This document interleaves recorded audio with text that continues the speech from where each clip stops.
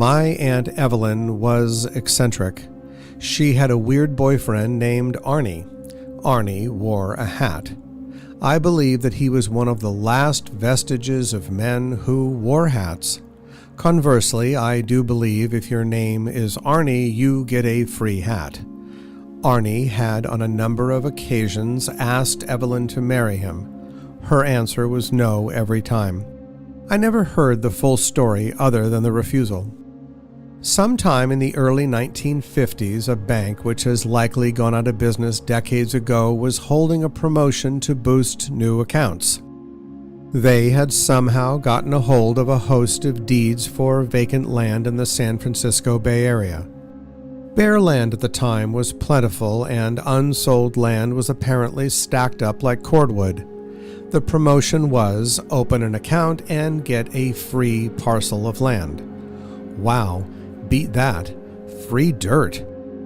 My great-aunt Bertha opened an account and was presented with a deed to one of these parcels. She opened the account specifically to get the parcel. I don't believe she could have cared less about the account. The land was located in the middle of California in a little town called Zayante. The population of this little mountain community was likely a few hundred and probably still is. This town was nestled in the mountains above Santa Cruz, close to the beach, blessed with fog on cool winter mornings. Far from the worries of the city, Zayante was the perfect place to build a retirement getaway. Warm summer breezes swirled around the coastal pines, and the winter chill warranted stoking of logs in a memorable hearth, tea in the mornings, and wine at the close of day. Zayante was the stuff of dreams. My great-aunt kept the land deed in her filing cabinet for a decade. The trek to the town was never made. Her husband, my great-uncle, was a plaster contractor, so land ownership was nothing new. They had purchased many parcels in the San Francisco avenues over the years, constructing homes and selling them.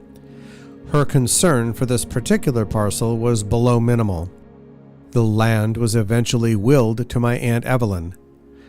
Aunt Evelyn then began her voyage into plans for a little place to call her own.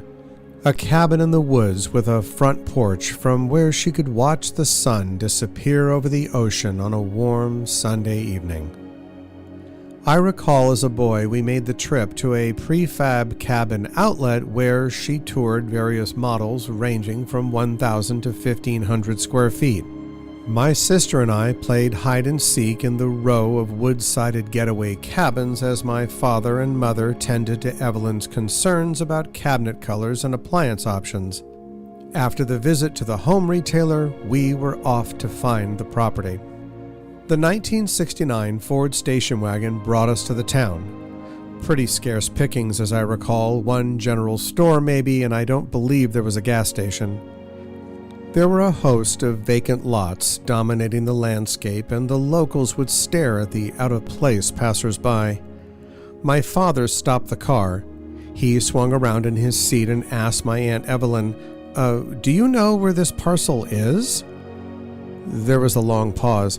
"No," she said. I'm not really sure." He asked her for the map.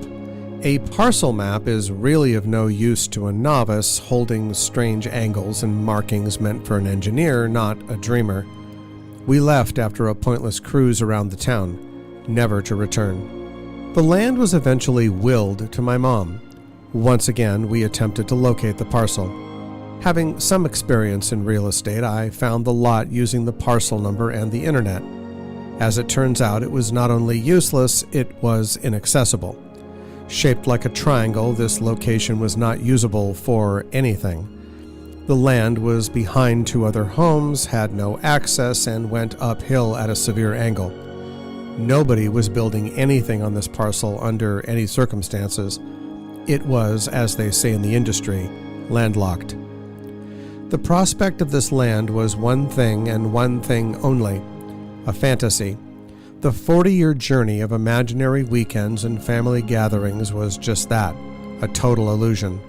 I was forever struck by my aunt's queer stance when my father asked for the location of the parcel. She decisively paused, resisting the distant urge to actually learn the real location of the property, her fear driven by the obscurity of reality. It may have come clear to her at that point that this was a ruse orchestrated by the bank, or worse yet, a worthless gift tossed her way by her dear aunt with the best of intentions. My Aunt Evelyn was at a crossroads. She needed to ignore the actual location and the associated futility to continue the dream, which is exactly what she did. Years later, I told my mom to stop paying the property tax. There was no reason to continue. The cabin was gone. The land never existed. The minimal tax paid per year only served to maintain an imaginary cup of tea on a cool winter morning. That was never going to happen. Or maybe it did.